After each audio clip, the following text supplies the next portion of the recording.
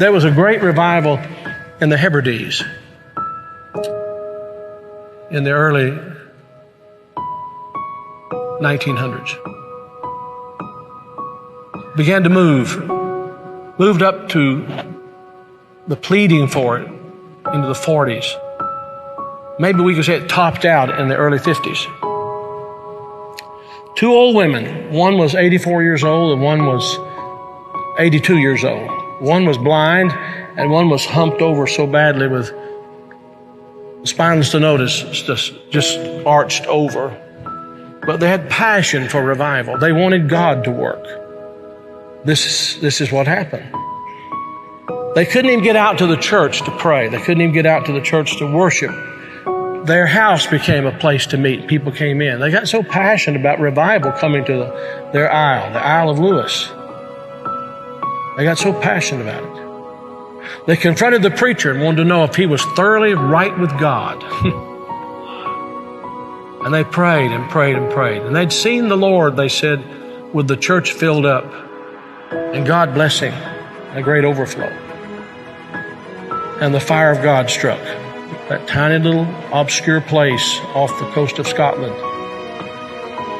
And when it happened, there was a young teenage boy that got saved in it. His name was Donald. And the preacher became so dependent upon Donald and so close to Donald, he would ask him to lead in public prayers and help him with the meetings, and he did. Oh, how God worked. People began to hear about it, and the revival fire spread. It spread. And God blessed in a great way. Those two old women, the kind of people don't want in their church anymore. And from that same island, there was a young girl who was a cousin to Donald Smith, who immigrated to America. Her name was Marianne Smith McLeod. She came to America and in 1936. She met a man named Fred, and they were married. They fell in love. They were married. God blessed in a great way. And those old women were her aunts. And they came out of that fiery revival, They really experienced revival. And they sent a Bible, a copy of the Word of God that had been used in a special way in that revival, to Marianne. She started having children. I think it was 1937, she had her first child. They named him after his father, Fred. Then she had her second child, named after herself, Marianne. Then she had her third child, Elizabeth.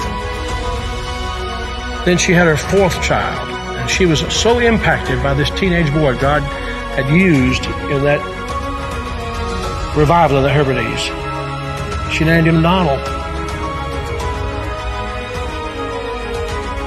And she gave him that Bible, that Hebrides Revival Bible.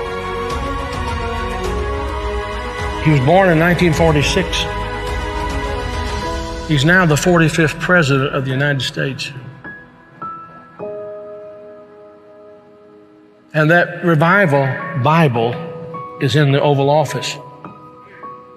I'm saying to you, I don't know how, why, I don't know how it all comes together. But I believe God is putting some things together to give us just a window. If he could find some open people who know what the window's for. Can this be the time the window's open? Providentially, God has prepared the moment, and we will become the people of prayer, pleading with God. This is a plea. Will thou not revive us again? Will you be a part of that? Will you?